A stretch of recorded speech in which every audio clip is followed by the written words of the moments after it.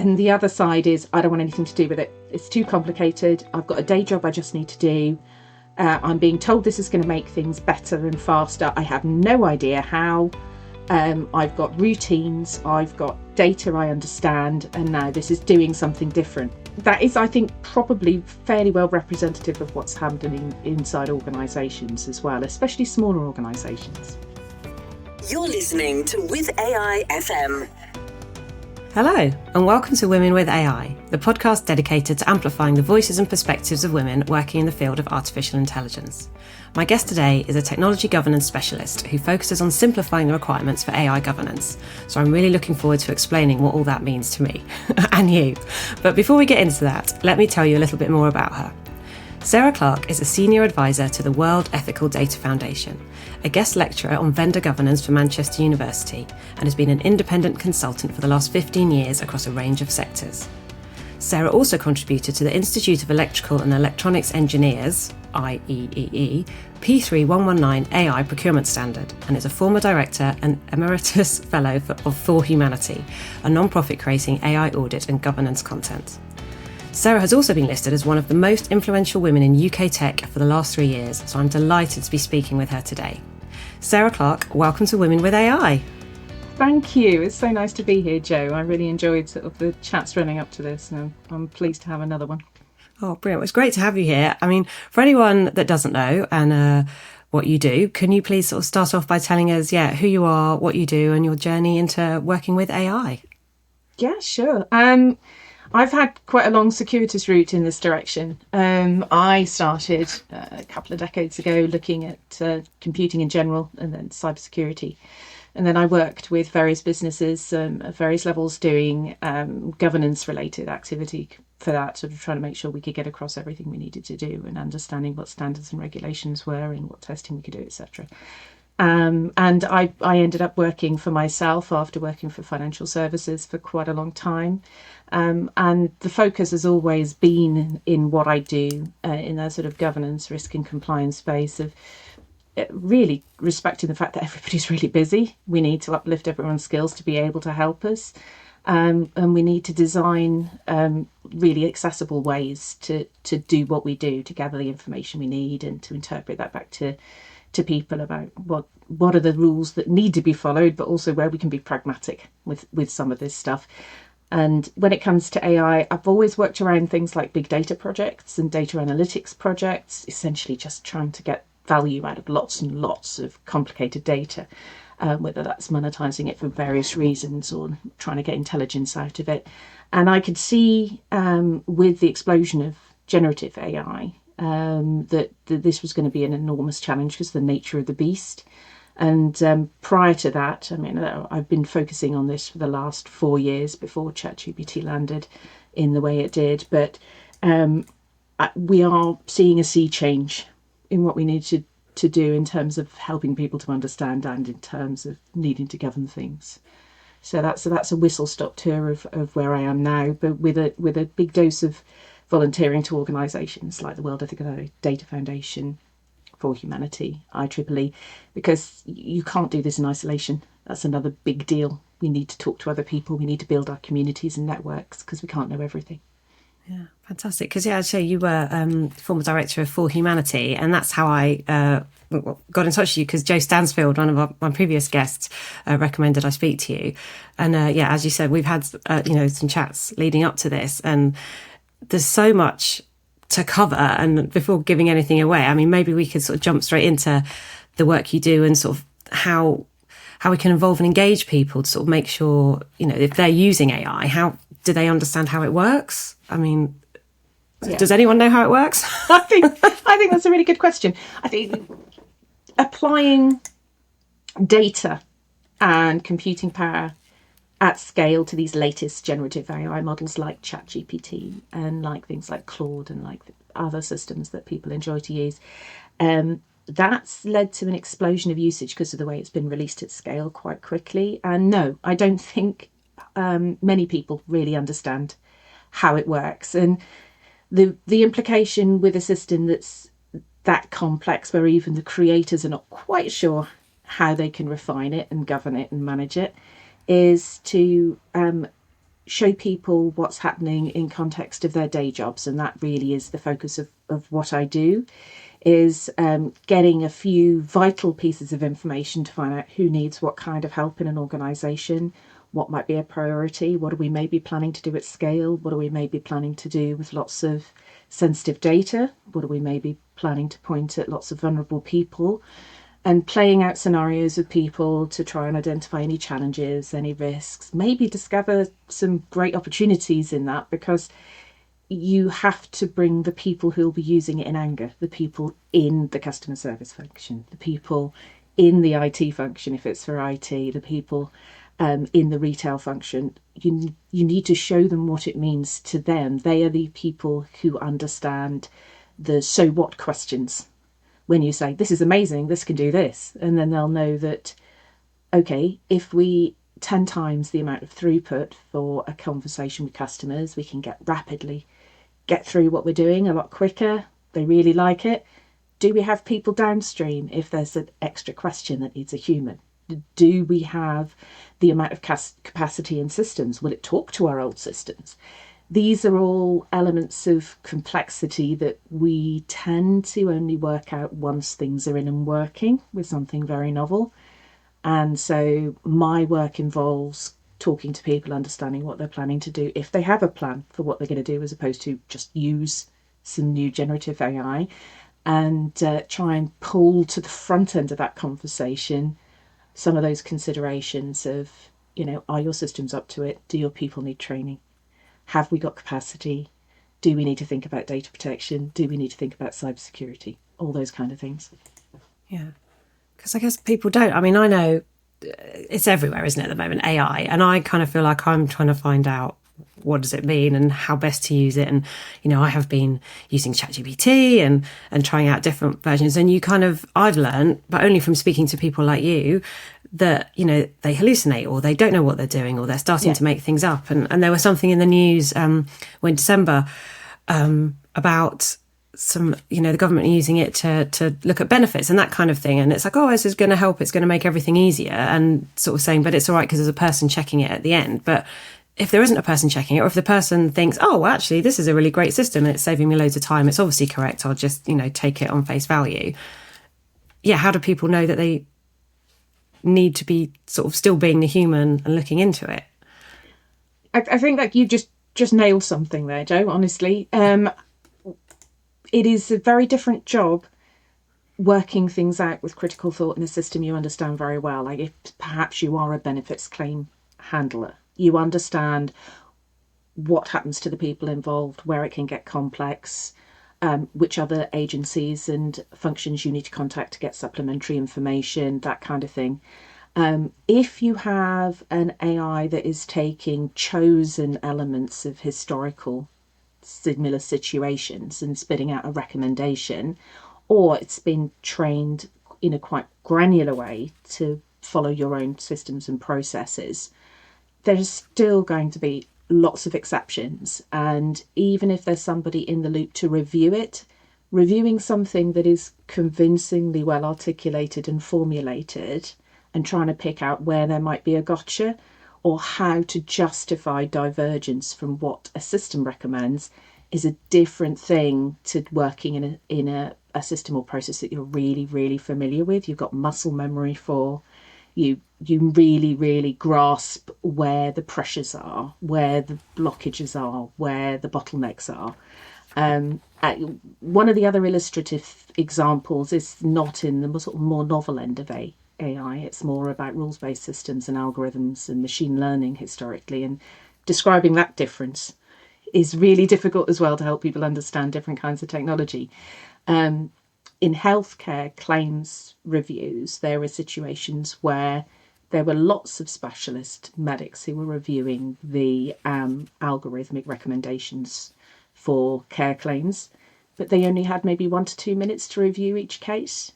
And there wasn't necessarily a very nimble or well-respected feedback loop for them to then push for change, where they saw anomalies that needed more investigation and saw other things that might cause some harm down the line. So it's as much about the surrounding people and processes processes. There's a bit too many S's there. People and processes as opposed to just the core systems. So in that way, I don't think it differs from a lot of historical tech change. And the people who, as I said, use it in anger, the people who understand their day job, have that muscle memory, know who to call, know who knows everything in the organisation, they're your friends in this. Yeah, so I guess it's like you don't have to be the technical expert to be using AI, but you need to know that there's someone in your company or that someone that's got your back that is going to be able to the person. And also, we don't want to feel stupid, do we? Because you don't want to be, accepting the data and thinking, oh, that doesn't sound right, but it must be right because it's the computer telling me. The computer says it. AI is telling me it, so it has to be right. So I think that's something, isn't it? To if you're engaging staff or getting people to use it, they need to understand that they can ask questions. Oh yeah, completely. I mean, there is something that's acknowledged and known as automation bias. That because the computer says it must be right. And I think there's a big element of exactly what you said, not wanting to look stupid or not having someone who can help you translate your concerns into something that can sort of end up being a help desk ticket or something like that. So we have a whole range of functions that need to have their skills uplifted to be able to interpret what's happening with the usage of different AI and machine learning. That AI literacy piece is coming front and centre at the moment because the EU AI Act, one of the first things that's coming into force on the 2nd of February in 2025 is a need to uplift AI literacy in the organisation. It has some caveats and conditions for who needs to do what and why, and a lot of people are debating, what exactly that requires to show that you've done what you need to do. And it doesn't directly apply to us in the UK necessarily because we're not in the EU anymore. But if we're planning on using data belonging to EU citizens, or we're planning on pointing things at EU citizens, or we're doing any of our development in the EU, then it will apply to a certain extent. And we need to meet people where they are. I know from speaking to friends, family, neighbours, they tend to run when they see me coming because I tend to use them for benchmarks for have I disappeared too far down a rabbit hole for you to even see me at this stage. But they're all saying they're roughly split between, wow, this is cool, I love what I can do with these models that I can get on my phone and my computer, and look at this and look at that, look at the other, so that's amazing. But I'm the one who's, the bit of the Pollyanna going, yeah, but are you sure that's right? Can you check a source on that? Is that actually what you need? Or is it just interesting? And the other side is, I don't want anything to do with it. It's too complicated. I've got a day job I just need to do. I'm being told this is going to make things better and faster. I have no idea how. I've got routines. I've got data I understand. And now this is doing something different. Just have someone checking in on me there. That is, I think, probably fairly well representative of what's happening inside organisations as well, especially smaller organisations. Yeah, I mean, it is exciting, but it's also scary. I mean, as I say, you're the technology governance specialist. How do you work out which sort of cases are more risky or sort of more ethically complex? That's a good question, because there is work going on in the field of technology ethics to try and define what a good ethicist looks like, what a good practice of ethics looks like for having conversations about this. And we've got to respect the fact that there isn't always an awful lot of time when someone's looking to buy something or develop something or change something in a business. So having a long drawn out process to explore all the potential issues isn't really an option. So from my point of view, I discovered from sort of looking after large populations of, say, vendors and changes to try and work out what I need a deeper dive, that you've got some questions you can ask up front to try and channel things that are not really an issue. It just looks like a great idea. The opportunities with it just look really simple, straightforward. Let's suck it and see. Let's have a play. And then there are things on a continuum up to, we really don't want to plug that into our database and feed it all our data without having thought this through a bit harder. And then onwards to, if we're going to make benefits claim decisions or legal and justice system kind of decisions, then is a whole different kettle of fish. You can, in not many minutes of questions, channel people to the right kind of specialists and work out what that workload is. And that's where I focus. I call it a triage process, a trim process, or trim it down to size. And that creates a database. It creates a record of where you've got different things you're planning to do that might hit different thresholds for maybe a legal and regulatory red line. We want to use personal data and we haven't really thought that through from a GDPR point of view, or but also from an ethical complexity point of view. You can boil down some indicators that things may become ethically complex early on. That's certainly not, excuse me, that certainly doesn't help anyone to make it too simplistic, but it can act as a gateway conversation to work out, do we need to maybe pull someone in to have a deep dive? Do we need a Joe to come in and have a chat to us about what the sort of sideways, upstream, downstream implications of this might be? Yeah, because I find that I'm asking that quite a lot now. I keep reading all these articles and, OpenAI is doing this, or Sora's been released, or something else. And I'm like, and so what, what does it mean? And like, where has it got the data from? What is it? And why are we relying on it? Is it to save time? Is it because it's exciting? Is it because we need, and there's lots of cases where obviously it is needed and it is helpful, especially, like in helping with medical diagnosis. But I think that you still need to have the human there. So it's all about, is it the data, do you think? I know you said you've got your background in data. Is that, and is that where the issues lie? Is that where the biases come from, or the mistakes? Or is it because we just don't know if AI is learning from that, or, it's a prediction tool, isn't it? So is it predicting things wrongly, or how do you work that out? All big questions, definitely. We're still trying to bottom out what's fair in terms of the use of training data. So that's one big issue that's still going on. We've still got copyright and potentially an evolution of copyright and data protection law to handle what's gone on with the big models ingesting most of the internet without really asking for in most cases. Then in terms of actual operation of the more novel types of AI, the generative AI, the chatbots, it's still a ticklish conversation about whether you should be giving it access to all your emails or giving it access to your database. So that gets into technical questions of how have you configured the link to the vendor, say what we call an API, the channel that sucks in, allows you to interrogate the model and sucks in the answers. So you can configure that to either memorize the conversation or not to memorize the conversation. And there's then training and tuning these things in-house, which can involve lots of company confidential as well as personal data. And those kind of settings and capabilities have been changing almost every week in the last 2 years for generative AI. So it's a massive challenge. I think the old principles still apply for looking at the third parties involved and is it appropriate to share that data with them? Do we understand how much data and what we're sharing? But there are big unanswered questions. One of the people I work with at the World Ethical Data Foundation is Carrie Lenning. She's an excellent specialist in data protection, and she's been doing a deep dive on, can we forget personal data that shouldn't be in models? Can we actually stop it spitting that out when you make a query about someone?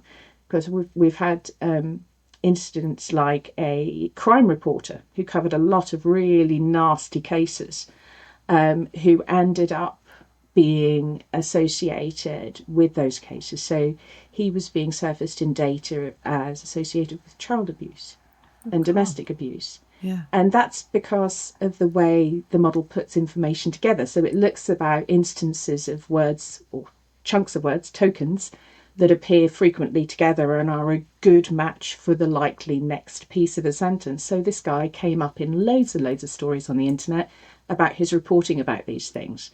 And he was looking at how can I get that association fixed? And we don't really have an answer to that now.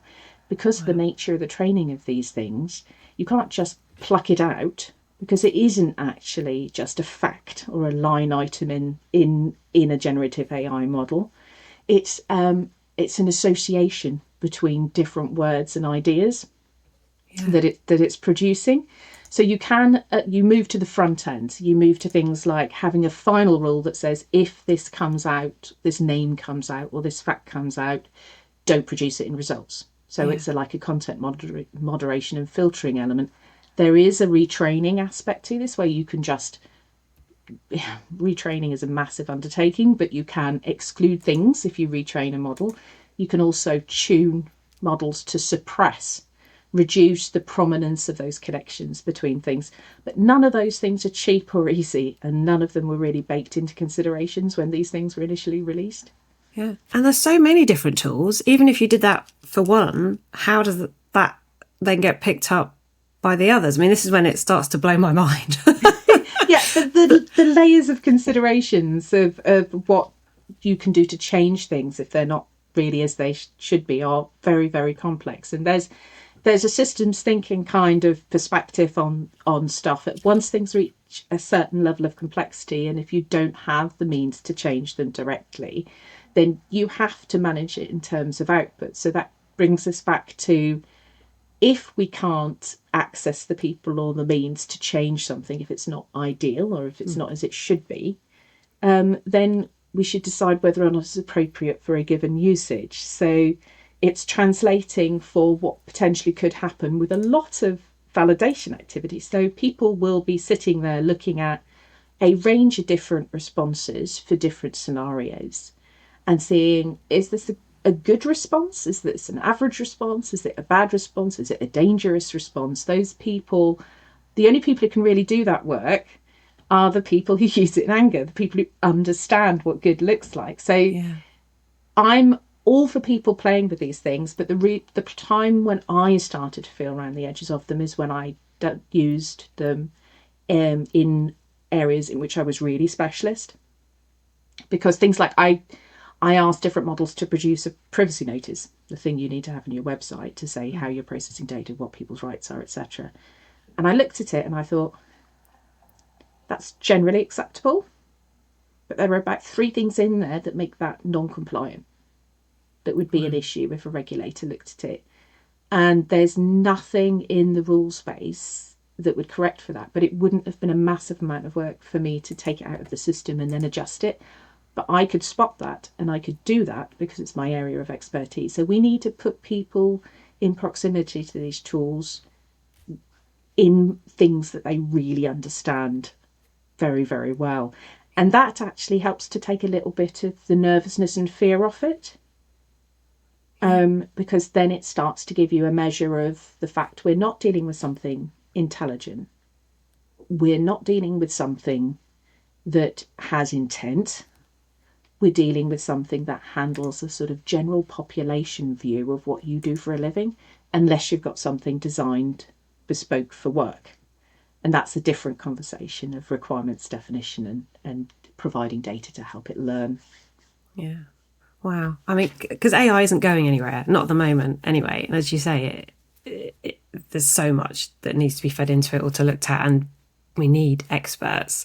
So how do you think it's difficult or getting people to use it? Like, are you finding it's, hard to encourage people, or what do you do to make people less fearful so we can start trusting it versus being the expert? It's always that trade-off. Are we teaching people to trust something because of the outcomes we're hoping for, or are we asking people to trust something because it's trustworthy? So there's two different aspects, and you can only really answer the second one when people are familiar enough to have the conversation. So you can't put the cart before the horse. If you are not respecting the complexity of someone's day job, when I talk about complex systems, I tend to mean the combination of technology, data, processes, people, culture, rather than just technology systems. If people can see how it might help them, if you can support people to have the language and the experience to articulate how it may or may not help them, that's the point at which you can start to foster trust. If it's a case of we're all going to use ChatGPT now because it's the latest thing and we want to tell tell our client base that we're doing the latest thing to 10x our productivity, that doesn't mean that it's going to be easy to integrate or that people will get the value out of it you're hoping for. So it's not just cozy chats and putting people in a room, it's having some metrics for that as well. It's implementing clarity with all your stakeholders about what what they're hoping to achieve, and creating a language that cuts across all those groups so we can actually have that conversation, and probably then feeding into something like a code of ethics, because what we've seen in some organizations is that, well, if you look at the situation that's come up with character AI recently, they're being accused of having chatbots that have suggested children harm themselves.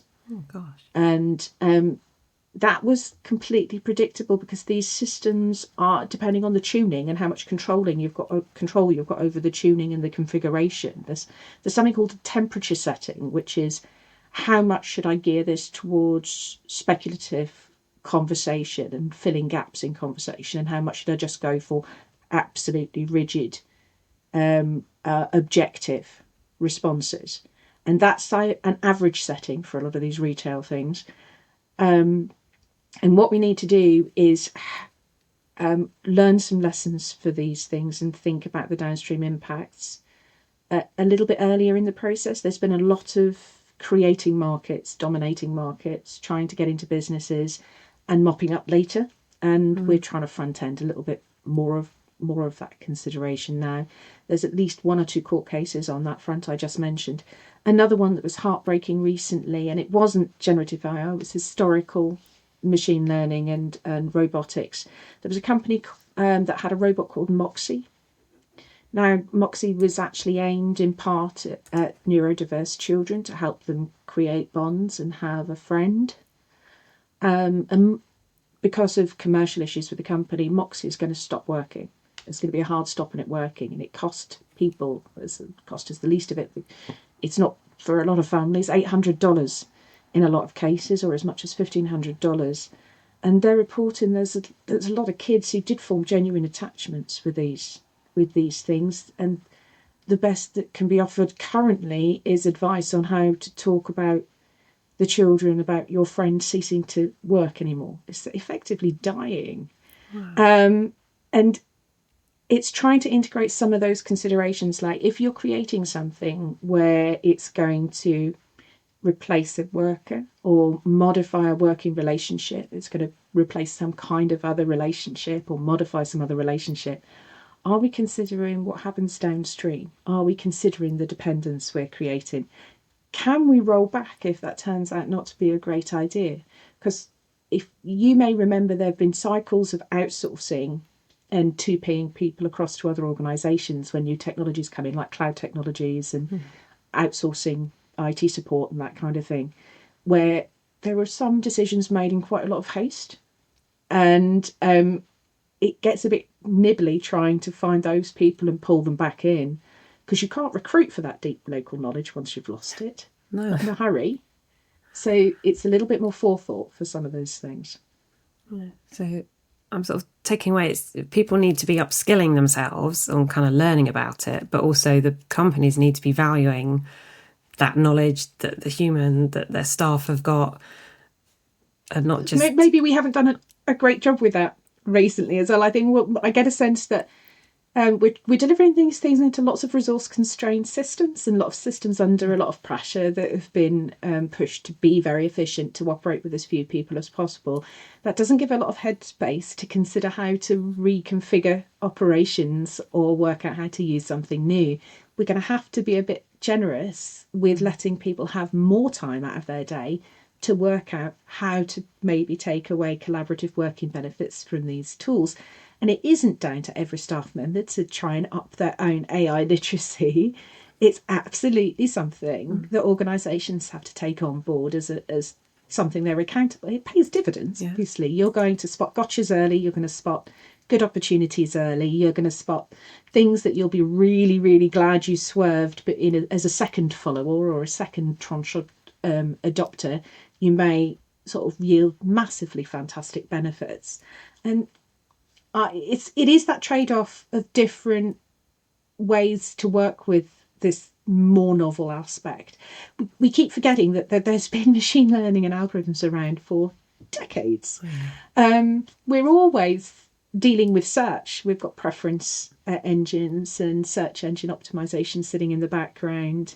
We've got predictive pricing, things like sort of Uber's surge pricing. That's all AI driven. We've always had things that decide, should we go to the front of the queue for customer services or not? We've had rudimentary chatbots for a long while. We've had Alexa in the house. I think in some ways it's quite useful to think about what we're trying to do as a souped up Alexa, where it's interpreting what you might mean rather than having a very carefully structured voice prompt to do something.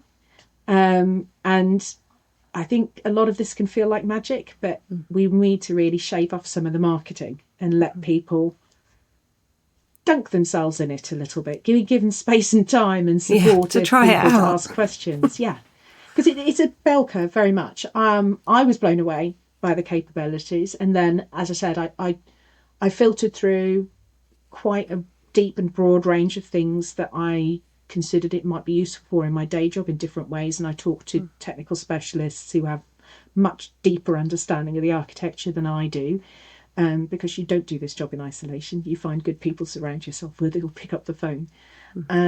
And I have gone in waves of new capabilities coming out and thinking, that's good for that. But I use about 5 or 6 different models for different purposes, and I splice together outputs from them. And just keeping track of all that in itself can be quite overwhelming.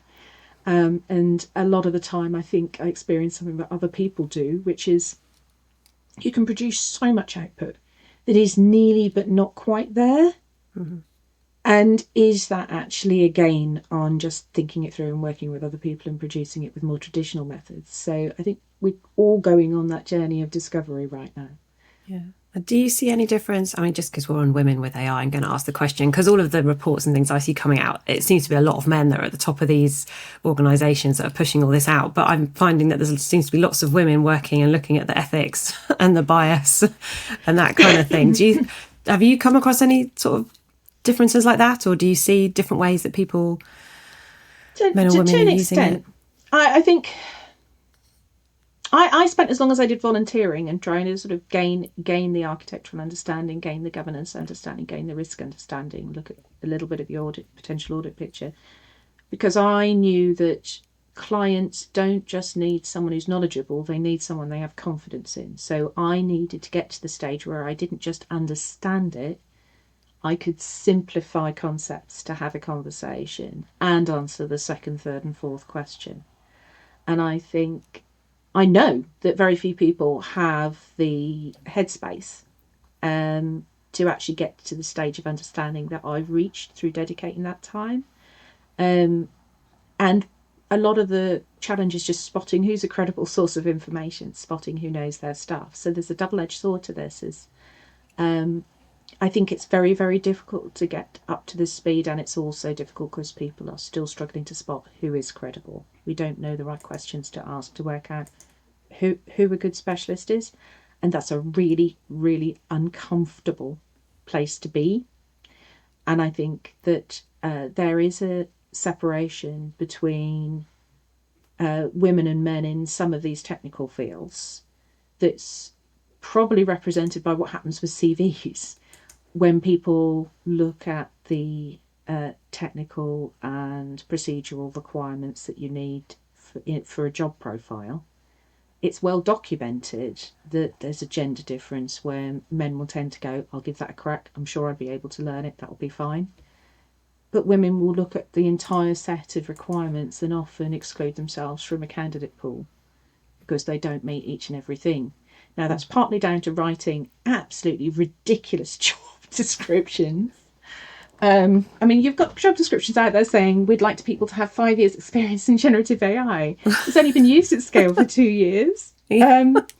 You've probably sort of got a cohort of in the hundreds maximum who've been working with this kind of transformer based model for any longer than those 2 years. So I think we need to create spaces to be comfortably clueless.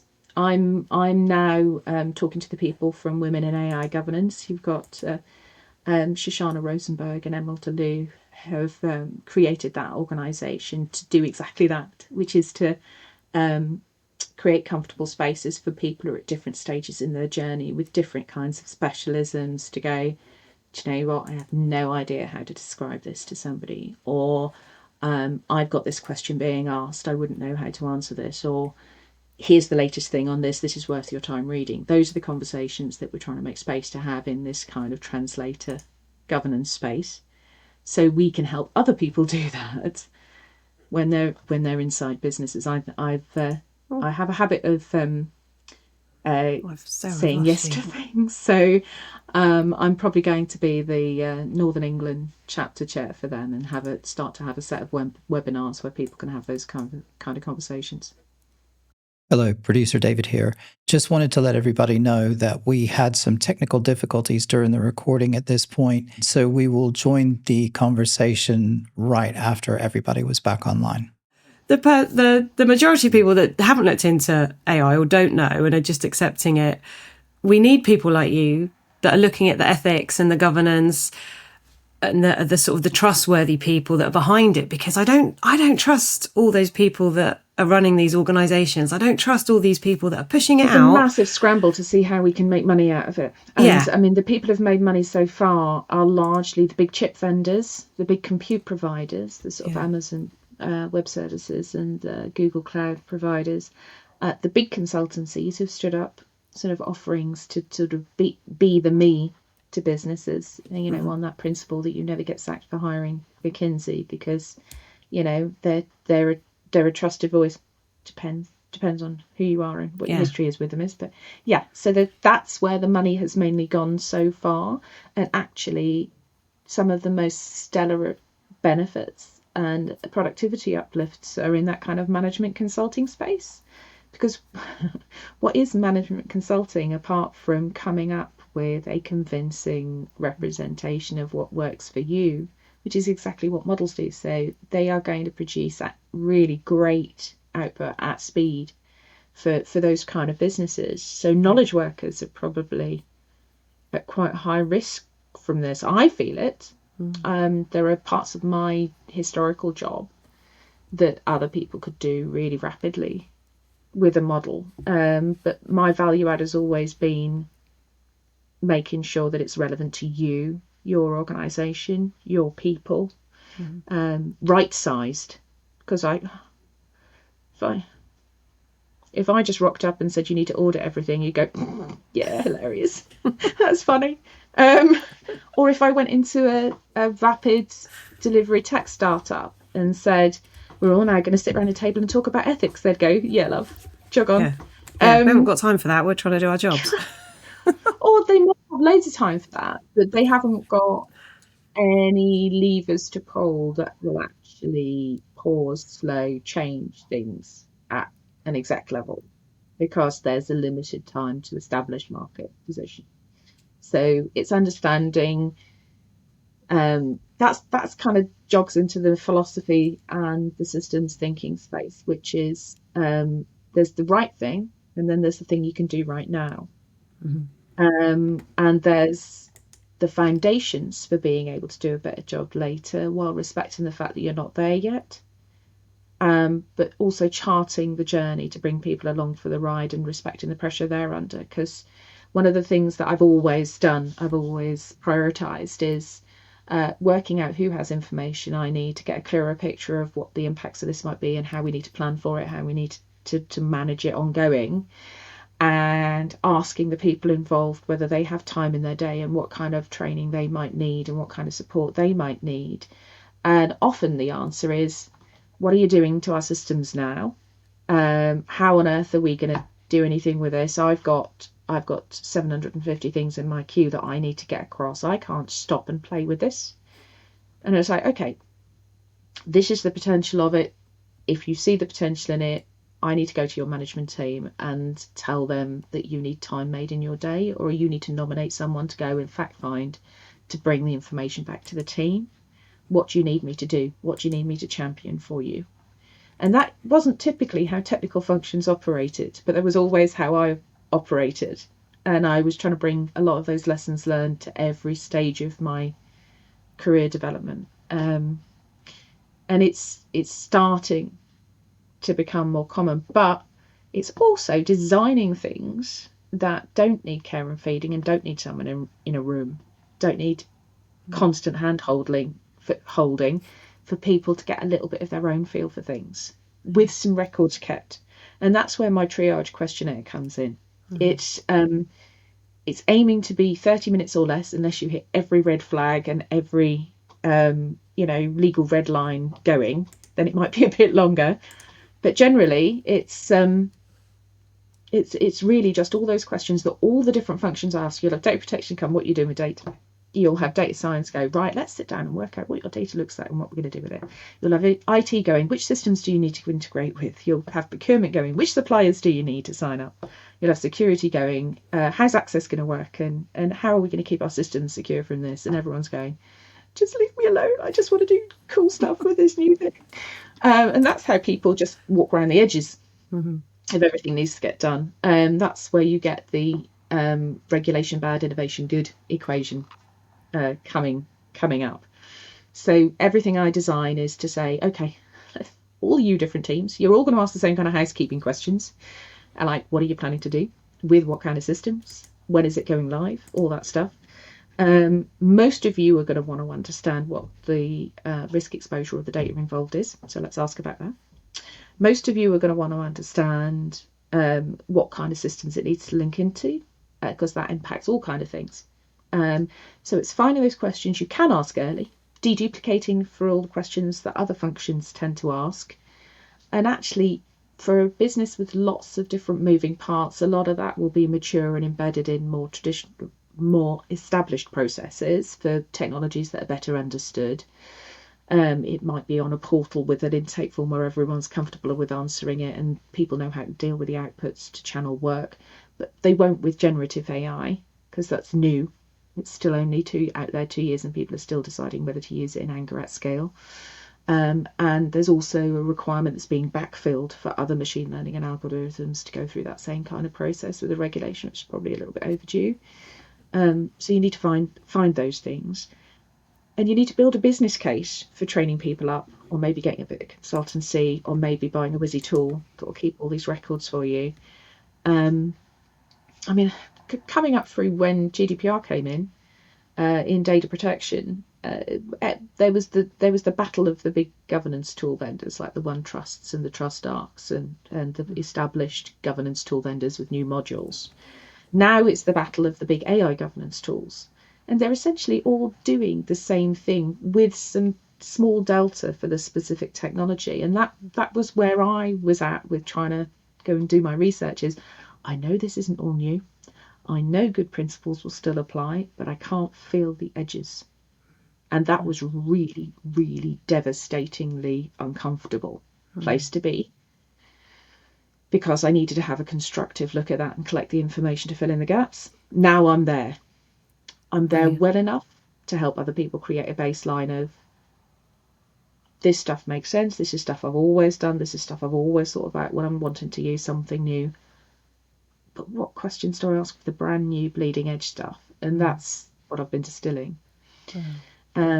I want to make a version of my sort of intake questionnaire available to businesses that they don't have anyone who does data science, they don't have anyone who does security or data protection, they just want to use the new thing and they don't want to get bitten for having used it. Or they might be a small business that wants to provide services into a regulated firm, or they might be a school or a small government department that doesn't have the central resourcing and the expertise, and the specialists are all sitting there saying, you must use this brand new AI thing. They maybe want to get their own idea of what it means to them to then have a more credible toe-to-toe conversation about trade-offs with central functions. Sure. That's kind of where I'm going with this. I've always been quite focused on schools from that perspective because I'm a mum of two for a start. I've always offered free consultancy and whatever I'm expert into the schools, because they are such rich targets for sometimes over enthusiastic vendors who see this great longitudinal data set that they can acquire by getting embedded into school environments. And staff are just not equipped to get across that for the positive and for the things that should have another question asked. So if people who want to take advantage of that, people that need a you or that need your triage, Well, how can people... Similar kind of people, yeah. Yeah, what's the best way for people to sort of go about that? Like how can people find you, or what are the sort of places that you recommend people go to find out more information? Well, the main place they can find me, is on LinkedIn. And actually, one of our biggest challenges, especially when we've got great shifts in the technology and solution space, is who bubbles up as supportive and honest in this space. We all have communities of people who we trust, who we would work with in a second. I mean, I've mentioned schools now. I would always recommend people talk to a lady called Claire Archibald. She's just joined a new law firm as a job. She's been amazing, absolutely incredible at supporting schools, meeting them where they are to do a lot of the required governance. I have a whole other lists of people. People are always welcome to reach out to me, and I'll point them to folk that I trust. If people want to reach me, the best place to reach me at the moment is LinkedIn, or I'm happy to share contact details with you after the show. Yeah. But I'll put a link. We've always talked about how we put good people in touch with people in need, and we're still developing that for this tranche of expertise. Yeah, no. Well, I think you're doing a great job, and you've left me feeling inspired, and with more questions to ask, but more to think about, but in a good way. So I'm feeling That's positive. The aim. And if obviously we've thrown a lot. I've thrown a lot at you. You've asked a lot of questions, which have been brilliant questions. So thank you, thank you, Jo. I will talk about this until someone stops me. So what I need to have happen is for people to come back to me with questions. If I haven't made something understandable, it's my fault. You are not expected to be expert enough to pick out what I've been up to my eyebrows in for the last 4 years. So never worry about asking more questions. I love that. So, I probably will come back to you with more questions. And if anyone listening has got questions, Sarah's LinkedIn link will be in the links. So get in touch or get in touch with me. And that just leaves me to say, Sarah Clarke, thank you for coming on Women with AI. Thank you for having me, Jo. It's been lovely.